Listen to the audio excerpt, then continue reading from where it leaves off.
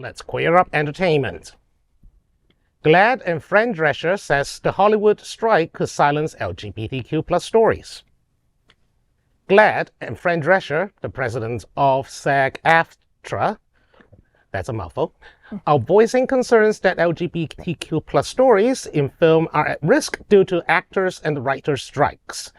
As GLAAD issued its annual report highlighting the representation of LGBTQ+ characters in film, Drescher said, quote, "Right now, there's a very tiny but loud segment of our population that's hard at work spreading hate and fear, while attempting to squash all storytelling that showcase the full, beautiful reality of the human experience," end quote. Along with Drescher, President and CEO of GLAAD, Sarah Kate Ellis, warned a prolonged strike could reverse the progress made. Ellis says the Alliance of Motion Picture and Television Producers must reach a fair deal with striking writers and performers. She emphasized the importance of creative writing and said the writers should return to work as soon as possible. So the progress of LGBTQ+ programs stays on track. The Writers Guild of America has been on strike since May 2nd. It seeks fair wages, protection against artificial intelligence disrupting writing practices, more transparent streaming data, better residuals, and more. Most of the Guild's proposals have been swiftly rejected by the AMPTP. Well, as someone who is also a part-time writer, and there are another writer on the panel, I think their fears are justified. I mean, we are talking about now what? You can do a full body scan and they just use AI to make you act forever and ever and never pay you a cent for it. They can just use your likeness. I mean, the AI generated scripts can happen once AI is advanced enough. I mean, we're talking about essentially cost-free creative work for corporations who don't want to pay anyone to be creative. And that sucks. And also, I wish that I could, but I could not read that quote in Fran Drescher's voice. I wish that I wish that I could read it in the nanny's voice. Yeah, the nanny's voice. Only the nanny can read that quote in the nanny's voice, honestly, I mean, when she was elected as president, I was like, what? The nanny is now our president? She's doing she's doing a great job leading SAG-AFTRA through this because this is the first writer strike since the merger. SAG used to be its own union and AFTRA used to be its own union. They merged about 10 years ago. This is the first time they've ever done this united, and I think it's holding people together. But I want to do some more comments before I get into the bottom. Yeah, I mean, I just think, I mean, am I the only one that's like, not too worried? I feel like it's a little bit of fear mongering. Like, I don't think the LGBT stories are going to be silenced. I think it was 28.5% of movies last year had a character, an LGBTQ character in it, which was historic. It was the most, a representation we've ever had. I think all representation is going to fall short this year, being that there is no writing. So it doesn't matter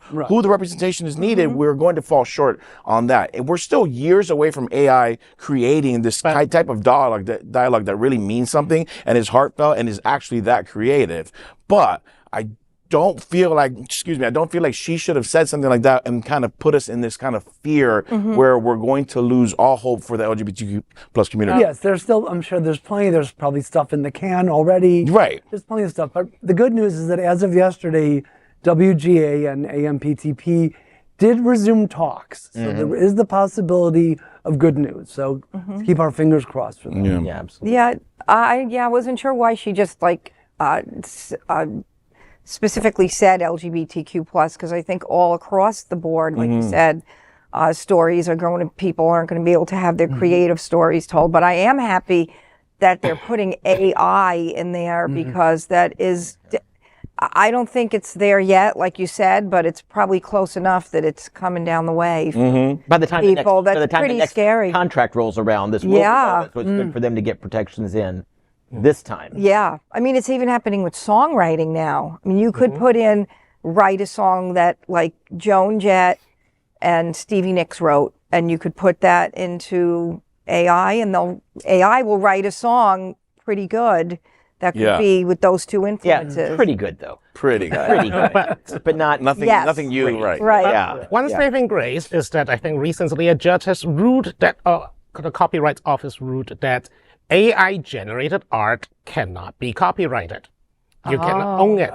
So, okay. in other words, if Disney decide to use an all AI staff, everything they produce is copyright free. Oh, okay. Okay. Nice That's something that will be interesting to see as like I said, the next 3-4 years as technology progresses.